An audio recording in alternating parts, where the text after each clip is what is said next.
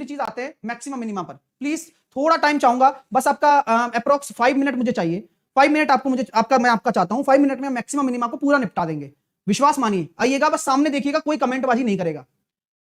Sign और cos है। अब साइन और कॉस की अगर ऑड पावर होती है, जैसा कि मैंने अभी बताया, ऑड पावर होती है तो साइन का जो अधिकतम मान होता है वो +1 होता है और -1 होता है मिनिमम, न्यूनतम मान।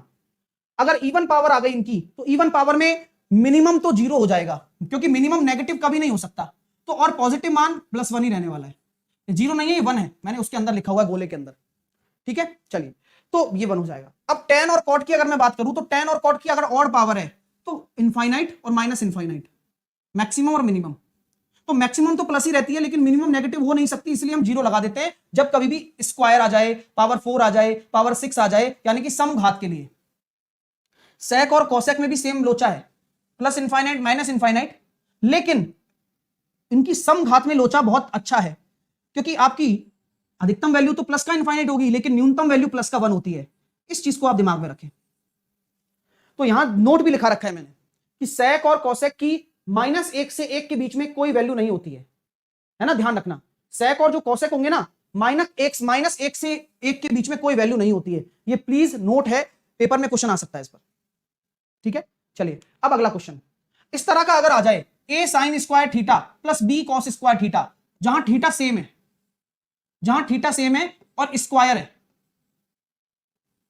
बराबर होते तो मैं 1 दे देता, लेकिन यहां a है और यहां b है, तो इसका अधिकतम मान अगर a बड़ा है तो a होगा और मिनिमम मान b हो जाएगा। अगर b बड़ा है तो अधिकतम मान b होगा और मिनिमम मान a हो जाएगा। एग्जाम्पल में इसको नहीं समझाऊंगा, क्या पता समझ में ना आए, इसके लिए मैं एक और एग्जाम्पल लिख देता हूं। जैसे कि मैंने लिख दिया tan sin square theta plus 5 cos square theta. मुझे बताइए इसकी मैक्सिमम वैल्यू क्या होगी, बताओ इसकी मैक्सिमम वैल्यू क्या होगी।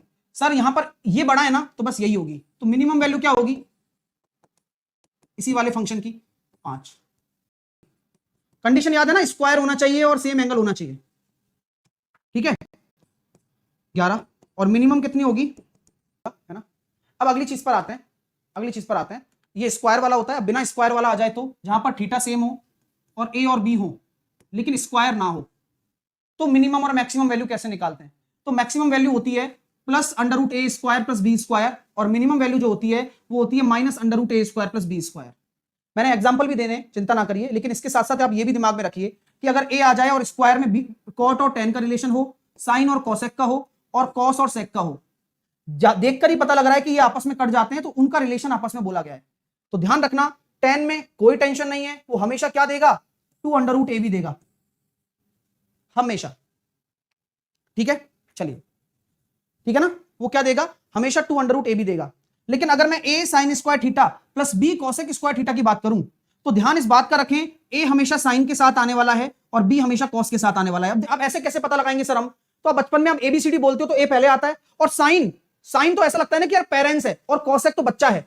तो ये मतलब ऐसा कि भाई दो हीरो हैं मूवी में, जुड़वा है, लेकिन एक डोमिनेट कर रहा है, एक नहीं कर रहा है। तो आपको ये फील आता होगा साइन को देखकर, कॉस को, tan को देखकर, कॉस को देखकर, यानी कि ये तीनों सेक, कोसेक और कॉट साइड हीरो लगते हैं, राइट। तो ऐसे पता लग जाएगा कि सर a इसके साथ आ जाएगा, हमेशा इसके साथ आएगा।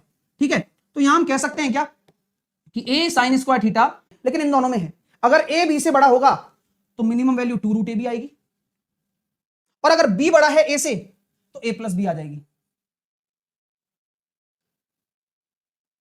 ठीक है, ध्यान रखना है ना, बहुत बढ़िया नोट्स बना रखे हैं, सब समझ में आ जाएगा अगर एक बार पढ़ जाओगे तो। पहले भी बोल रखा था, लेकिन रोज बोलता हूं मैं तो यार, पढ़ने वाला पढ़ चुका है, ना पढ़ने वाले को लाख बार बता दो तो नहीं पड़ेगा। तो a यहां पर कॉस है, यहां वही वाली बात है, a बड़ा है b से तो 2√ab होगा, और अन्यथा a प्लस b होगा अगर b बड़ा है तो। चलिए, मैंने अगला रिलेशन आपको दिया है सेक और कॉसेक का। ध्यान रखना, सेक और कॉसेक का रिलेशन है, और ये आपका a है, ये आपका b है। तो इसकी मिनिमम वैल्यू क्या है, √a प्लस √b का होल स्क्वायर।